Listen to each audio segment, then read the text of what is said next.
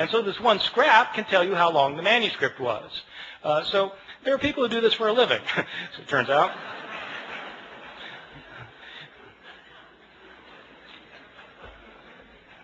So this is the oldest scrap. How old is it? This scrap, P52, is usually dated to the first half of the 2nd century. The way they date ancient manuscripts is actually on the basis of the handwriting analysis. The science of this is called paleography. Paleo meaning ancient, graphy meaning writing, ancient writing. So the study of ancient writing is called paleography, and there are scholars who are paleographers who can date manuscripts within about 50 years of their production. The way the science works is that handwriting in the ancient world before there was the invention of printing changed slowly over time. So people made letters in certain distinctive ways depending on when they lived. And so if you are familiar with how handwriting was in different periods of history, then you can determine when a manuscript was written. That's the science of paleography. And a good paleographer can get within about 50 years. So this thing, and you need a 50-year gap because some scribe who's copying a manuscript when he's 70 probably is writing the same way he did when he learned how to write when he was 20. And so you need a 50-year gap. So this thing is dated to around 125 plus or minus 25 years. Well, that's pretty early. This is from the Gospel of John. This little piece was probably written about 30 or 40 years after John itself had been produced. So that's pretty good. We don't get a complete copy of the Gospel of John until, again, around the year 200. But we do have this little scrap. Most of the manuscripts we have are not anywhere near this early, though. We start getting full manuscripts at the beginning of the 3rd century, around the year 200, 150, 170 years after Jesus' death. These are about 120 years after most of these books had been written. And we don't start getting numerous manuscripts until the 7th, 8th, or 9th centuries. And then we start getting lots of them because then you've got monasteries where monks are spending their days copying manuscripts. And we have a lot of their manuscripts. And so 5,700 manuscripts, some of them going back into the 2nd century, none of them being the originals or even within a few years of the originals. So with all of these differences, with all of these manuscripts, how many differences are there? Throughout the Middle Ages, it appears that scholars didn't realize that there was a problem of not having the original text, or very few scholars realized that this was a problem. Even the scribes copying the text, they sometimes would realize there were differences in the manuscripts they were copying, but they didn't make a very big deal about it. The first time somebody made a really big deal about this was exactly 300 years ago this year, in the year 1707. There was a scholar named John Mill at Oxford. I think he's unrelated to the Victorian John Stuart Mill. This John Mill was a scholar of the Bible, and he had spent 30 years looking at manuscripts of the New Testament. Now, this is obviously after the invention of printing, and printers have to decide what text they're going to print, and the problem is they've got manuscripts that have differences among them. And so how does the printer decide which manuscript to print? Well, it's a problem. That's when they started realizing that this was an issue. Well, John Mill wanted to produce a printed edition of the Greek New Testament. He spent 30 years looking at the manuscripts available to him. He had available to him 100 manuscripts, approximately 100 manuscripts. And he printed up his edition of the Greek New Testament in which he'd give a verse, and then at the bottom of the page he would indicate the places where the manuscripts differed from one another for that verse. To the shock and dismay of many of his readers, when John Mill produced his edition of the Greek New Testament, it included an apparatus at the bottom of the page that cited 30,000 places where the manuscripts differed from one another. 30,000 places where there were manuscript variations among the manuscripts that he had discovered. And the striking thing is John Mill didn't give all of the differences he found. He only cited the differences that he thought were significant. Some of his detractors claimed that John Mill was working to render the text of Scripture uncertain. His supporters pointed out that he didn't create these differences. He simply noticed that they exist. So what do we know today about the numbers of mistakes in our manuscripts? Well, Mill looked at 100 manuscripts, and now we have 5,700 manuscripts. Nobody knows how many differences there are among the manuscripts that we now have, because nobody yet, even with the development of computer technologies, nobody has been able to add up all of the differences. Sometimes scholars guess there may be a couple 100,000 differences. Some people say 300,000. Some say 400,000. There are different guesses. The way I usually put it to my students is in comparative terms. There are more differences in our manuscripts than there are words in the New Testament. More differences in our manuscripts than there are words in the New Testament. Well, this obviously creates a problem. If you want to know what Mark actually said, and all you've got are copies of Mark that are hundreds of years later that have so many differences in them, how can you possibly reconstruct it? Well, that is a problem. Now, having said that we have these hundreds of thousands of differences, I wanted to emphasize a particular point, which is most of these differences that we have in our manuscripts are completely insignificant, unimportant, and don't matter for a thing. Many of these differences in the manuscripts are so unimportant that you can't replicate them in translation. Okay? In other words, like they changed the word order in Greek, where you'd have to translate it the same way no matter what the Greek word order is. So, I mean, it doesn't really matter very much. By far, the vast majority of these hundreds of thousands of differences are significant for nothing more than showing that scribes in antiquity could spell no better than my students can today. And scribes, of course, didn't have spell check. Scribes, in fact, didn't even have dictionaries. And many scribes didn't care how they spelled anything. Sometimes you'll be reading a manuscript and there'll be the same word that occurs, say, 3 times within a couple of lines, and the scribe will spell the same word 3 different ways.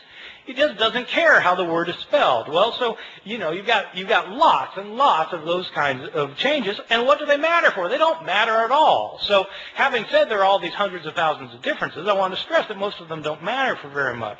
Some of these changes, the ones that don't matter, basically are accidental mistakes. Scribes were sometimes tired or sleepy. Sometimes they were distracted. Sometimes they were inept or unqualified. And they made mistakes. They would leave out a word. They'd leave out a verse. Sometimes they'd leave out a page. They just made mistakes sometimes. One of the common mistakes of scribes is actually kind of interesting. Sometimes, you know, in the New Testament, you'll have a saying where you'll have 2 lines that end with the same words. Like Jesus in Luke chapter 12 says that whoever confesses me before people will be confessed before the angels of heaven, and whoever denies me before people will be denied before the angels of heaven. So you've got 2 lines that end with the words before the angels of heaven.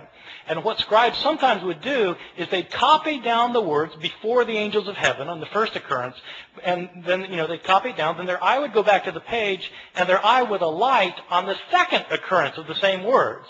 Thinking that that's what they had just copied, they'd go then to the next line and start copying there, and as a result, they would leave out the intervening line. See how that works? That kind of phenomenon is where your eye skips from one line to another. It's called parablepsis. Parablepsis. And when you have words that end the line the same way, that's known as homoioteliuton. So this kind of mistake is called parablepsis occasioned by homoioteliuton.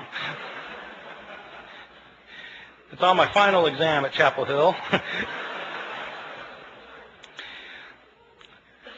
Probably the most egregious mistake in any manuscript of the New Testament, one of my favorites, is in a manuscript that's manuscript 109.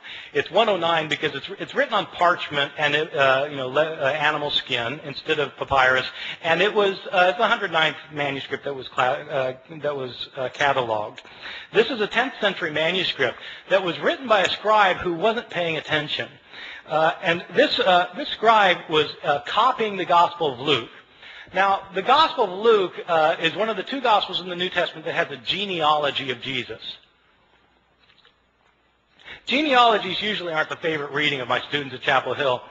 And I think probably it wasn't the favorite reading of this guy because he wasn't really paying attention to what he was doing. But, you know, in Luke's genealogy is actually fairly interesting because in Matthew's the other gospel that gives a genealogy of Jesus, and it traces Jesus' line all the way back to Abraham, the father of the Jews, in Matthew. Luke doesn't stop there. Luke keeps going. Luke traces Jesus' genealogy all the way back to Adam, as in Adam and Eve. This is a fantastic genealogy. I've got an aunt who's a genealogist who's traced my family, back to the Mayflower. The Mayflower, Adam and Eve. so it's, Jesus is supposedly the son of Joseph, who's the son of so-and-so, the son of so-and-so, the son of so-and-so, who's the son of David, son of Jesse, son of so-and-so, it goes all the way back, Isaac, son of Abraham, so back to, Seth, son of Adam, who's the son of God. Okay, this genealogy goes all the way back. So the scribe of manuscript 109 is copying a manuscript that evidently gave the genealogy in two columns. But the second column didn't go to the bottom of the page. It only went partway down, the second column. So the first column, second column, partway down. And the scribe apparently didn't realize that this genealogy was in two columns. And so he copied across the columns instead of copying one column then the other column, leading to some very interesting results. As it turns out, Adam isn't the first human being. There was a man named Phares, who's the father of the human race, and as it turns out, God is the son of Aram. So it happens. These kinds of mistakes are just pure accidental mistakes that scribes mess up in places. There are other kinds of mistakes that are what I think are probably intentional mistakes. I differentiate between accidental mistakes where scribes just slip up and intentional mistakes where it looks like scribes are actually trying to change the text. Now, I don't know for sure that scribes are trying to change the text. I don't have any scribes around to interrogate about the matter. But there are some changes that don't look like they could possibly simply be a slip of the pen. And there are others that are debatable, whether they were a slip of the pen or not. But let me give you a couple of examples, and you'll see that some of these look like scribes maybe wanted to change the text. I'll give you a couple for instances. In Mark chapter 1, the Gospel of Mark, we read at the very beginning that we read, as was written in Isaiah the prophet, behold, I send my messenger before your face to prepare your way for you. Okay, this is in Isaiah the prophet, behold, I send my messenger before you. This is a very interesting passage because the passage that's quoted is not Isaiah. When it says in Isaiah the prophet and then gives the quotation, the passage quoted is actually Exodus. So it's interesting that in the later manuscripts of Mark's Gospel, the text is changed. Not this, so that it no longer says in Isaiah, as is written in Isaiah the prophet. Now it says, as is written in the prophets. You see, getting rid of the problem that, in fact, this isn't a quotation from Isaiah. Right? See, so maybe that's a slip of the pen, but it looks to me like somebody saw that this could be taken as a mistake, and they changed it as a result. Or give you a second example. In Luke's Gospel, chapter 2, we have the only story of Jesus as a boy in the New Testament. Jesus is a 12-year-old, and we're told that he and his family have taken a trip to Jerusalem to celebrate a festival, probably the Passover festival. It is a peculiar story because they celebrate this festival, and then the family goes back in the caravan back home, and 3 days later they realize Jesus isn't with them. I mean, you might think they would have checked ahead of time, but he's not there, and so they go back to Jerusalem to try and find him, and on the third day, his mother finds him in the temple. And this isn't an accident, by the way, that it's on the third day, right? This is a foreshadowing for Luke of what's going to happen at the resurrection narrative, where on the third day, Jesus will rise from the dead. Well, so on the third day, his mother finds him in the temple, and there's 12-year-old Jesus talking to the leaders of the Jews and discussing with them matters of the law. And Mary is not pleased, and she sees Jesus finally after tracking him down for 3 days, and she says, "Son, why have you done this? Your father and I have been looking all over for you." Now, when scribes copied this, they were taken aback. Your father and I? But Joseph wasn't his father, right? Jesus was born of a virgin. So it doesn't make sense for Mary to say, your father and I have been looking all over for you. And so